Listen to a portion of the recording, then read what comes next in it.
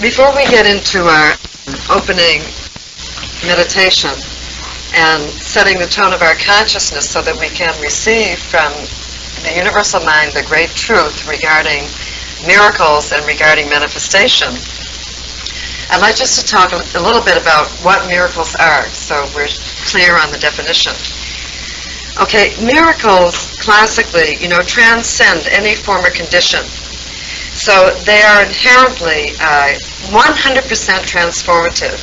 In other words, when you've experienced a miracle, you will experience the fullness of the divine idea that is resident, inherent in your condition. And the miracle is the realization of the perfect divine idea for that condition brought forth, okay? Miracles are wonderful. As we all know, we've all experienced many of them, okay? They're wonderful because they speak to us of the boundlessness of infinite life, the unstoppableness of infinite life, the glory of infinite life. They are free-flowing, and they are the absolute fulfillment of divine potential. In other words, when you have a miracle, don't you feel that the whole thing has been released for you? That the whole good has been released in some kind of mysterious way into your hands, and you have a sense that life flows, life happens, and in the moment of the miracle, life has found its way through you to the demonstration. So we're very renewed by miracles because we have, again, a cosmic sense. Our cosmic sense is restored of the way things really are. Miracles are very often unprecedented. In other words, there doesn't need to have been any previous experience whatsoever in this area to have a miracle. And if you had had a build-up of previous experience, then you wouldn't be calling it a miracle. You'd be calling it average, normal, everyday, or something that I'm accustomed to. They are also spontaneous in the fact that the universe works in a very spontaneous way. We in our way do what we can to assist the whatever that we desire to happen. But in actual fact, when manifestations happen, they are spontaneous. We may be working in some area, putting our attention, our energy, doing the best we can to help a thing evolve, and then suddenly it's going to manifest from somewhere over there. So we always have to keep in mind that the universe is a spontaneous instrument, and it always seeks to satisfy us by finding the open door. Okay, the open door. That means where the energy can make contact and flow through harmoniously and without resistance. There is always a breakthrough present in miracles of some shell of limitation that you have been encumbered in. And through the miracle, you get the greater realization of divine truth. So it seems to appear instantaneously, but the truth is that there is some type of build-up on the unconscious levels of acceptance, and your receiving point has been attuned and harmonized at the level where it can flip over into manifestation. So miracles you have primed the stage in some way, consciously or unconsciously, to be able to receive of the greater. And then the thing happens, and it seems to happen coincidentally, and we say, I just had a miracle, right? But no mistake, you're responsible for your own miracle. Your consciousness is the one that paves the way for the miracle. It's 100% linkage to the flow and activity of your source. It is the symbol of your flowingness and your connectedness to your source, which knows no bounds and which responds to you. Sometimes a miracle follows a crisis. So never think a crisis, and I know many of you know what I'm talking about, has come to devastate you. It has come to lift you to a higher dimension of knowing, where you have no other recourse left but to say, God, help me, And very often that's the moment in that pure essence when all that energy is released that the miracle appears. All right? So, miracles to me, or instant manifestation, which is a miracle, what we classify as miracles, are evidence of the presence of God. that invisible essence which is always producing everything for us. But they are stunning evidence of that presence because we cannot find them in our rational minds. We cannot find them in our restrictive behavior, in our limitations. We can only find them when we are cosmically attuned, however we get there, through, enforced crisis to finally let go, or through conscious alignment, all right? So, in this evidence of God, which is a miracle manifestation, there is also resonant the tremendous force of unification, where our beingness is unified with the divine presence, the great I am within us, and the oneness, and we have a sense of connectedness to all, to each and everything that we live in. Don't we feel that when we've had a miracle? I'm one with all that is. I am one with all that is. There's a sense of beauty and boundlessness with that, okay? So try to get that, cultivate that consciousness before, and you won't need the crises to arrive there at the great truth of your being. They all often involve synchrony and serendipity. Synchrony meaning like, gee, I was just thinking of that person and here they are. Or serendipity is when you're looking for one good, you're out on your adventure looking for your gold mine of good in one area with an open heart, and then suddenly something else that you've been desiring shows up in your path. See, that's that spontaneous element, and that's called serendipity. So it is definite evidence of the presence and invisible force of God as your manifesting power, your providing power. So you can imagine, if we are very worried, if we are very encumbered, we are blocked to experiencing that free-flowing force of miracles. Miracles are the natural way that it is meant to be. That which we call miracles are simply the law of creation working without any obstruction from our side. Okay, so this is your natural, God-given state and the way that it's meant to be. So what I'd like to do is just to have a meditation to tune our mind and get ready for the work we're going to do. Okay. So let us go within to the sacred place of the Most High and the true, the everness and the allness, that which is. And let us become sublimely still and aware in our perfect God center, knowing that we have left all worries, all cares, all burdens, and all thought-taking right outside. Each one of us now, if we have forgotten to leave something outside, we go in spirit and release it and let it fall. And come back where we are ready to receive of greater ideas than ever before. Now remember, as Jesus said, my yoke is easy and my burden is light. So after each one has deposited all their cares, let us enter the new, fresh, clear, ready. There is an imaginary golden elevator of spirit, and we are gathered around it. Now we quietly step together onto the beautiful golden elevator of truth, And we are going now to the uppermost floor of understanding, to realize and view the full potential of our being in the highest place. We have arrived in an instant,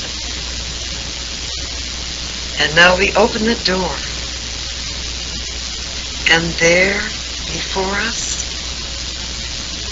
is a magnificent new city of miracles. We enter the hushed gates and look around.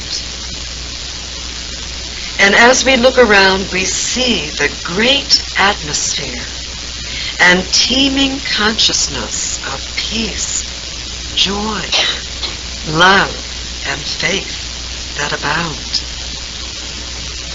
Here is the place where miracles are the norm, and the greatness of creation flows free and magnificently.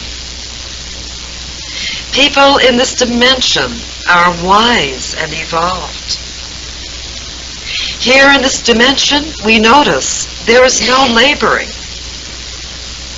There is only thought flowing successfully, and the entire collective consciousness is unified in harmony and truth. All manifestation, we notice, is instant and carefree.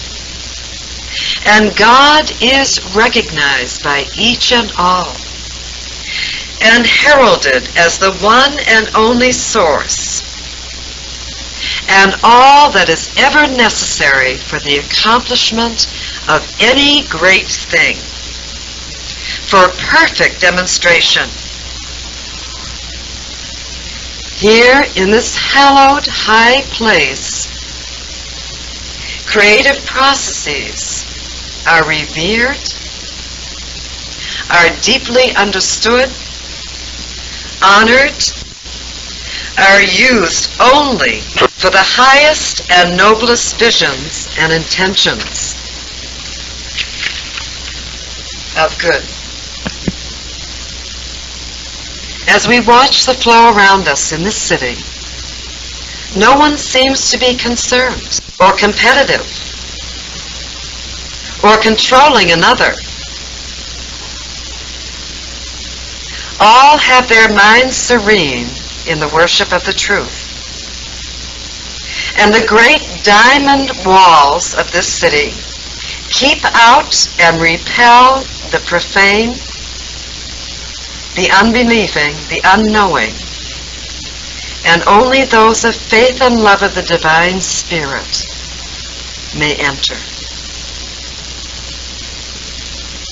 Here we notice, as we look out over the sea of persons, there is no status, no achievement, no history whatsoever that counts with any being, that makes any being more than another. Only faith and knowing and reverence count for the manifestation. And everything moves at a gliding, accelerated pace. Streams of light flowing out.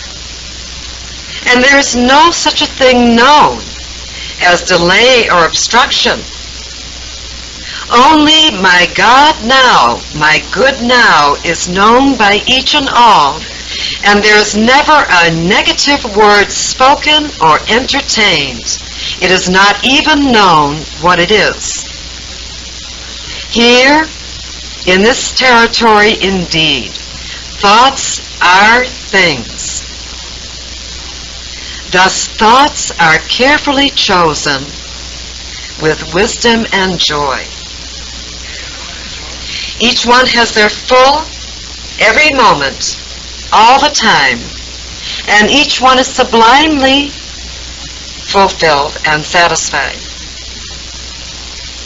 Everyone seems to be involved in the art of embodying within, knowing how to embrace an idea, And each one knows how to expertly clothe their ideas with brilliance, beauty, imagination, creativity, abundance, eloquence, loftiest ideals, freedom, and joy.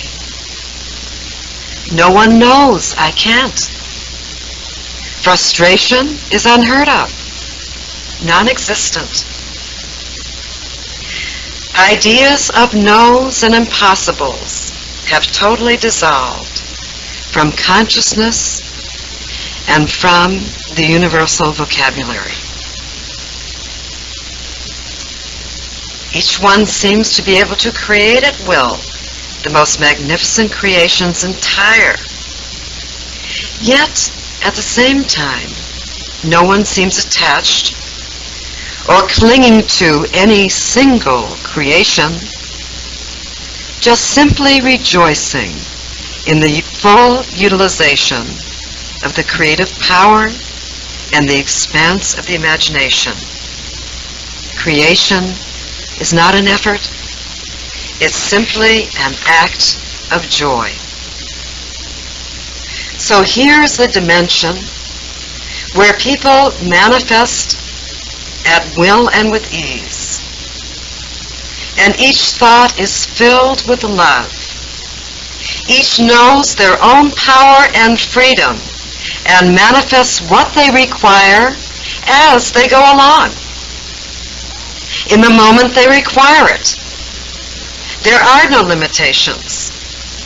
If you want to communicate with someone here, it is easily done with a pure thought. If you want to manifest, there is no resistance, and you do it, and it takes place. There is no memory whatsoever of hardship or other worlds, only the pure joy of creation. So as we drink in of this infinite scene, which we know is our promise, we realize to have permanent residence at this level, we must have cleansed ourselves of all restrictive ideas of our ancestors, of history, and collective memories. For indeed, they have no place or power here. We must have only our good idea before us. And we must have faith in ourselves and the invisible with which we work.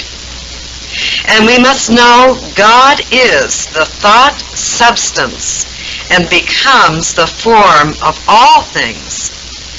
God always manifests as the good I have named. And God alone is the only doer. We must know our good is dependent upon our conception of good alone and our faith and trust that there's never a problem with availability of good in the kingdom. There is no shortage, no lack, no good reason to delay anymore. And we notice God, the force itself, is the only spontaneous doer in charge of matching our conceptions with the most perfect manifestations. And we are told and reminded that we must know our authority here and not doubt the authority of our choice and our rights. And we must be emptied. Our minds must be emptied of I shouldn't, or it's too good to be true, or that's not possible. For that does not operate here in the world of instant manifestation. And as we look around, we see no one seems to be depending upon anything or anything. No one has any guilt, shame, blame, remorse. No one even seems to have resources in their very hands when they manifest. Yet, through the power of their idea, they can manifest all. How mysterious. and wonderful it is. So, here in this place we remember manifestation is dependent on consciousness and the idea itself. And this is the key and the password. I have a great idea whose time has come. And it also seems, as we are slowly moving back to the elevator, that we notice that periodically people stop in brief and perfect contemplation of their idea to remind themselves of the good thing that they are manifesting.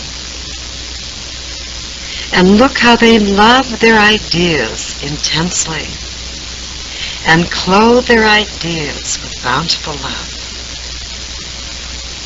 And this very action instantly serves to atomize the idea and lower it into form.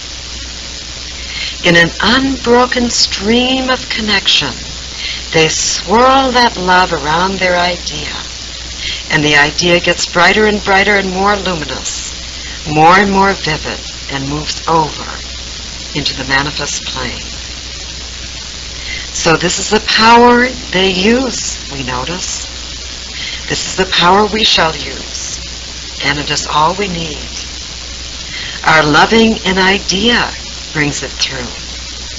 We have the tool. Our staying with an idea brings it through. So having observed in great appreciation this beautiful dimension of miracles and wondrous life, let us withdraw now quietly back into the elevator, each one remembering what we have gained. And now, let us breathe and shoot down the elevator, returning, stepping out, and let us speak of what we have seen.